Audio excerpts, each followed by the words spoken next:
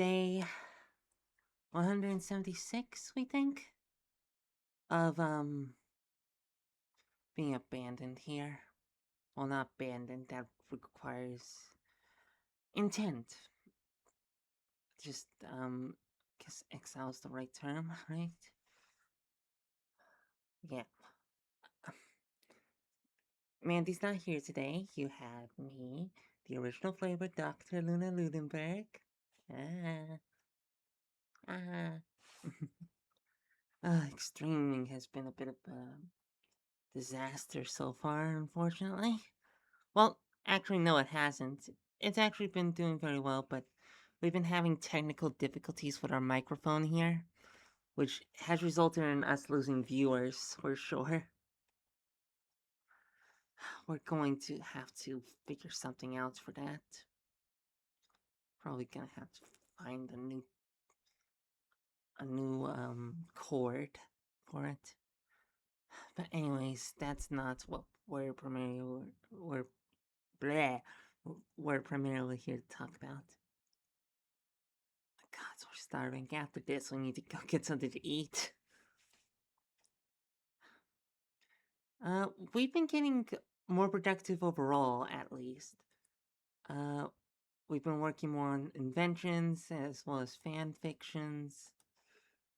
We still need to work on our alternate history. But yes, we've been doing well.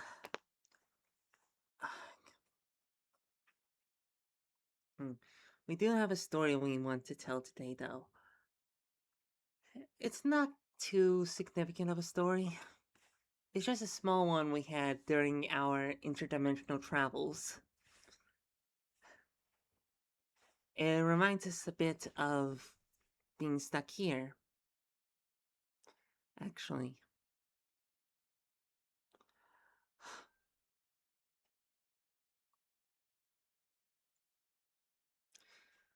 It was, we were on an island for a little bit, and it was still in our infancy. We weren't immortal yet, and our hair was still brown at the time. And we didn't even manage to dye the purple streak yet. Gods, that was. We must have been, like, what, in our early 20s? Early, early 020s, specifically. Gods.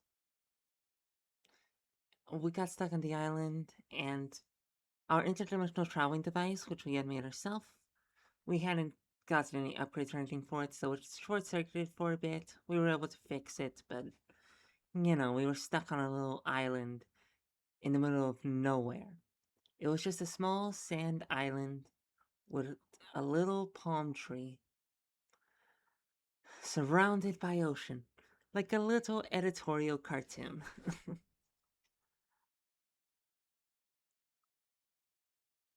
We remember there was a small journal on the island.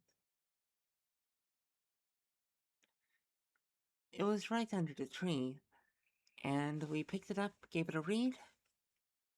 It gave a short entry in black ink, the ink colors are important, of what appeared to be a captain's log. You know, sailing a ship, in a sense. Something like that. And then we read through more of it. Most of the pages were blank, but there were more entries like it. There was one penned in red ink, and the red ink showed a much more violent story. One of an enemy attack successfully landing a hit on a ship. Forget what kind of ship it was, but it was a large one. Still managed to stay upright. All the entries were done in wildly different dates, and we had only just gotten a universal translator that was faulty, so We weren't sure if it was written in a number of different languages, but some of the entries were more, how do you say, more confusing than others, wording wise.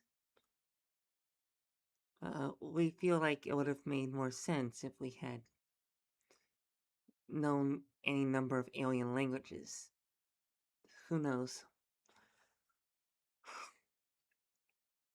In any case, as we finished reading it, we went back to work on our device. We worked on that for a half hour to an hour, give or take. And out in the distance, there was a small explosion of water. Didn't seem anything got hurt, but it did startle us. And then we noticed the journal opening on its own. And we noticed an entry that wasn't there before. Another small entry about the average life of a sailor, we suppose? Sailor, Navy man, something of that sort. We thought it was odd, but we've encountered stranger out in the multiverse. Sorry, we're not sure who's walking out there. The microphone's probably not even picking that up. In any case. Sorry. Oh hey, the microphone's picking up our bones popping.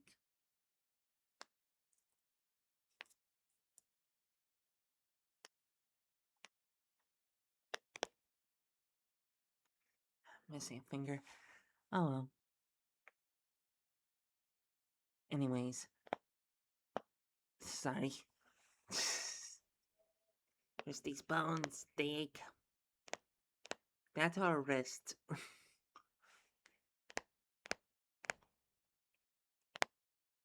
Yeah. Anyways. While it was certainly odd, we had seen stranger out in the multiverse, so we were inclined to ignore it. And we think another half hour later, there was another explosion off in the distance. But this one sounded less like it hit blank water, more like it hit something. Which, we saw the explosion. There was nothing there. Not that we could see, anyways. We decided to look in the journal, and sure enough, written in red ink, was some violent story about a ship being torn to smithereens. A very small craft at that. We decided to get back to work, but to keep an eye out for any more explosions. And, of course, we were correct in assuming that, there was a pattern to it. It was all various different parts around the island. Just one way out there,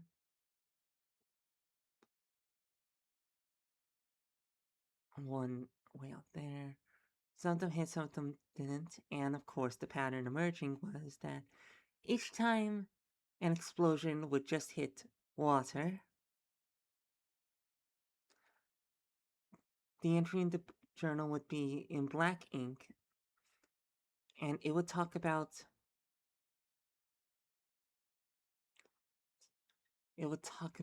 smooth sailing in a sense, or military strategy, or something related to life on a ship without actually sinking something.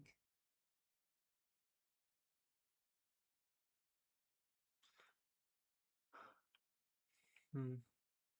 And of course, when the explosions were more violent and seemed like they'd hit something that wasn't there, it was red ink, describing either The damage to a large ship or the destruction of a ship?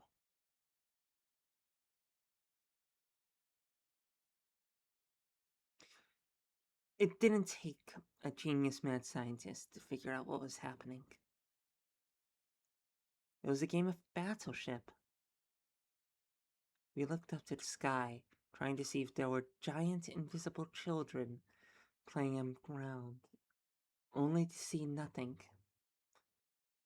but a purple sky above us with green stars.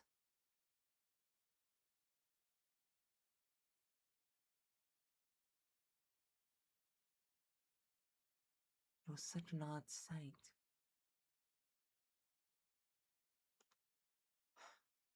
And we've come across much stranger, much more wondrous sights since, but those early days. Sorry. The point is that there are beings out in the multiverse that are much more powerful than you or we. Entities out there that would consider you no more significant than, we would say, an ant, but ants have plenty of strings of their own.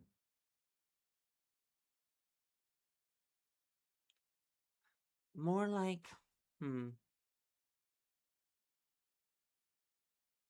more like a singular flea in the Arctic. About as powerful as that. And it's more wild to think that these entities aren't too different from us.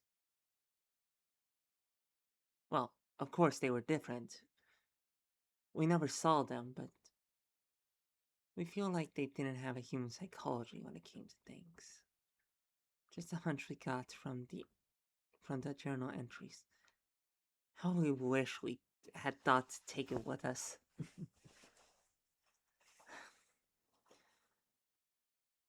But it's wild to think that entities far more powerful than any of us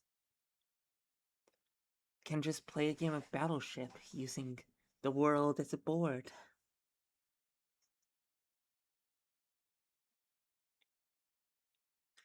To think that we are but an amusement to some entities, in a sense, and to some we don't exist at all. And what bothers us more is when they're similar to us. Because then we can at least understand the psychology behind them. And when they cause great harm, it just makes it all the more baffling.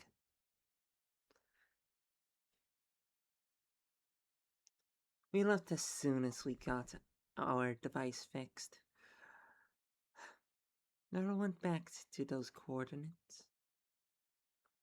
When we start traveling the multiverse again, maybe we should.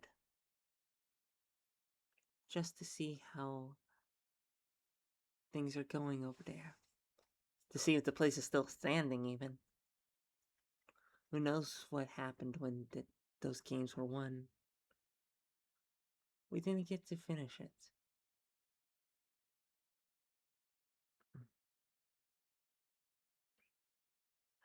Probably should have mentioned the coordinates in the entries. That was a big hint, all things considered. In any case, thank you all for tuning in to our midnight feature presentation, for it is always midnight somewhere. Thank you, and good night. Yes, stop recording. Oh.